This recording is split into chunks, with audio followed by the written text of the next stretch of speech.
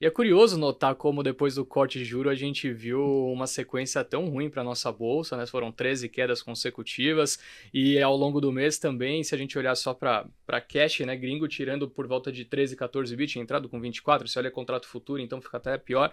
Enfim, você que conversa, acredito que diariamente com gente lá de fora, o que o gringo tá sentindo a respeito do nosso país? Por que que essa saída foi tão forte? Por que que a bolsa não sai do lugar? Não, eu acho que complementar um pouco até essa questão que o Jobim colocou do fiscal, né? Esse governo está propondo fazer toda essa parte de ajuste fiscal pelo lado da receita, né? Uhum. Então vai ter que fazer aumento de impostos, né? E você vai ter que tributar as empresas, né? Vai ter que tributar quem tem alguma renda. Quem tem renda é o quem gera resultado, né? Quem gera mais resultado vai pagar mais, né?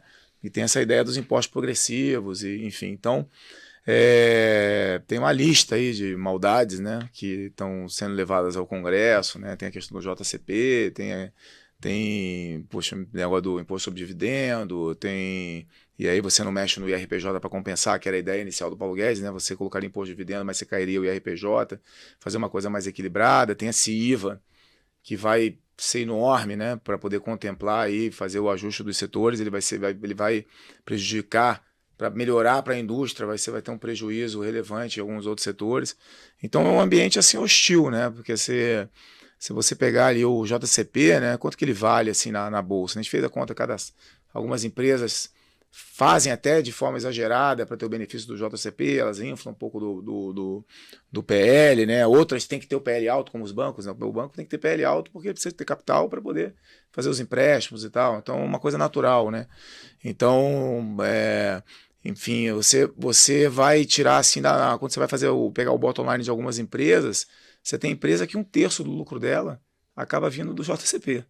Então, quando você pega o agregado do índice, ele deveria cair ali uns 10% com essa história do JCP. Né? Aí tem uma discussão se vai isentar os bancos, se não vai, né? Tem esse vai e vem de headlines e tal. Até então, parece que estão tentando fazer para todos, tem uma chance pequena aí de repente os bancos ficarem fora, porque os bancos têm essa necessidade de ter o capital mais alto, né? Enfim, mas como é a agenda do governo, é do lado de tirar de quem tem para dar para quem não tem, né? E então é um ambiente que para a bolsa você fica um ambiente pior, né? Um ambiente apesar de você ter a queda de juros, né? E ainda estão vindo um juro muito alto, né? Então, por exemplo, você olha lá o seu CDI lá, ele ainda não cruzou o 12 lá, que é aquele 1% ao mês, né? Uhum. Então o cara quando está vendo 1% ao mês, ele não se mexe muito, né? Uhum. Então quando a gente olha para Retido, trás, a né? gente vê assim, quando o juro chega ali abaixo de 9, 8, aí os alocadores começam a saracotear, né? A gente fala, né? Siri na lata, começa a se mexer, né? Para tentar, aonde que eu vou tomar risco aqui para compensar, dado que agora eu não consigo ganhar mais aquele 1% ao mês sem risco, com isento, etc e tal. Então, acho que a gente ainda está no juro alto, tem um carry negativo, o custo de você abrir mão do CDI para comprar uma ação é alto, né? E ao mesmo tempo você tem esse headwind, né? Esse vento de frente aí, né? Com relação a essa tributação em cima das empresas. Então acho que isso justifica um pouco por que a bolsa não sobe, por que o gringo está mais preocupado e por que as pessoas não estão alocando. Você não vê um fluxo grande ainda de fundos alocando, né? E tem uma outra coisa, né? Quando você olha a bolsa, geralmente, né, a gente faz muito esse exercício assim, não só para o Brasil, mas para tudo lá na Legacy. Né? Pô, o que acontece com a bolsa, com crédito, né? com juros, com a moeda, depois do primeiro corte de juros, né? Então você vê lá, a bolsa geralmente ela sobe CDI mais 10. Então fala, então, em relação nos primeiros 6 a 8 meses, né? Então você fala, então é legal, vai dar CDI mais 10, então tem 10% para ganhar na bolsa aí, acima do CDI, né? Só que com esse governo, com essa agenda que eu comentei agora, vai ser um CDI mais 10 com muita volatilidade, se confirmar na média dos últimos ciclos e tal. Então, será que vale a pena com essa volatilidade, esses riscos, dado que você consegue hoje, olhando o mercado de crédito, depois da reprecificação que você teve no começo do ano, né? Você consegue montar uma carteira high grade sem correr o risco cíclico das empresas mais cíclicas da economia, né? Mais ligadas a varejo, né? Você consegue montar uma carteira de qualidade por volta de CDI mais 3,5, com vol baixa.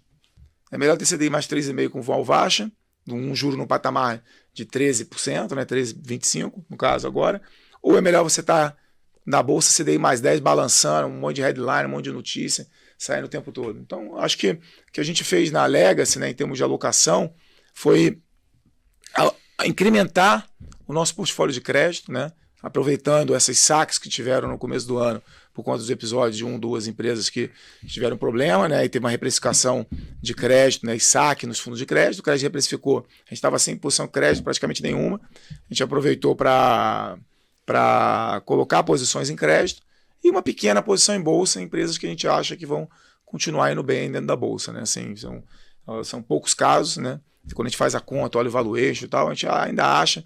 Você tem que olhar, para você achar as ações baratas, você tem que olhar para 24, 25, que aí você vê o múltiplo um pouco mais baixo, então você tem que olhar bem na frente para você querer estar comprado nas ações no Brasil vis-à-vis cuja oportunidade dos juros, né? Então você tem que alongar o seu horizonte de investimento, né? Então, como você alonga o seu horizonte de investimento, você tem que estar mais disposto a aguentar o drawdown de curto prazo. Então, para isso que a gente achou melhor na combinação do portfólio, é melhor a gente ter uma posição maior em crédito e ter uma posição mais modesta na Bolsa Brasil comprada, né? Ali meio cauteloso, bem cauteloso, olhando bem essas questões dos impostos, tentando blindar um pouco com relação a isso dentro do portfólio. Então, é mais ou menos como a gente está vendo o picture. Então, assim, outra oportunidade que teve, né, e a gente até lançou um produto, né, e nós colocamos nosso dinheiro também no produto, né, a gente fez um fundo de debênture incentivada com a gestão do Leonardo Ono, né, que é o nosso gestor de crédito, né, debêntures incentivadas são isentas, né, então você consegue, da mesma forma você consegue montar a carteira de debêntures que rende mais ou menos high grade, CDI mais 3,5, você consegue montar uma carteira high grade, inflação mais 7,5 sem pagar imposto. Então a gente também acha que é um bom produto, né? Então a gente, né, como olhando, fala assim, pô, isso é uma boa oportunidade, vamos colocar nosso dinheiro nesse negócio e vamos também oferecer para os nossos clientes também o nosso fundo de debênture incentivada, né? Então acho que é uma alternativa excelente de investimento, né? Você vai fazendo uma conta grosso modo, pegando o que eu acho que pode ser a inflação, a isenção, etc. É um negócio que em 18 meses aí pode dar 25% de retorno, assim, acho que com uma vol modesta, né? Então acho que parece bastante interessante. Então a gente está dentro do último mercado, apesar de não ter o benefício da isenção, a gente acha que não vai ter ganho de capital, porque as pessoas vão colocar, vão olhar para isso também, esses spreads vão comprimir, o duration é largo, você pode ter um ganho de capital também a curto prazo. Então a gente prefere ter crédito, né?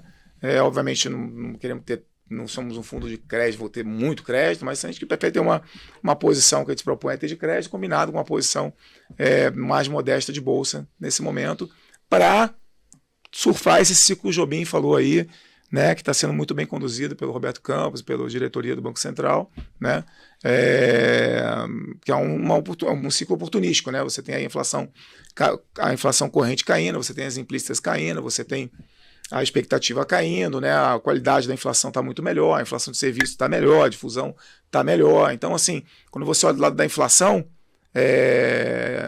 você vê uma melhora muito significativa. E como o juro real ainda está muito alto, eu tenho uma convicção muito grande que a gente vai ver a atividade acelerar.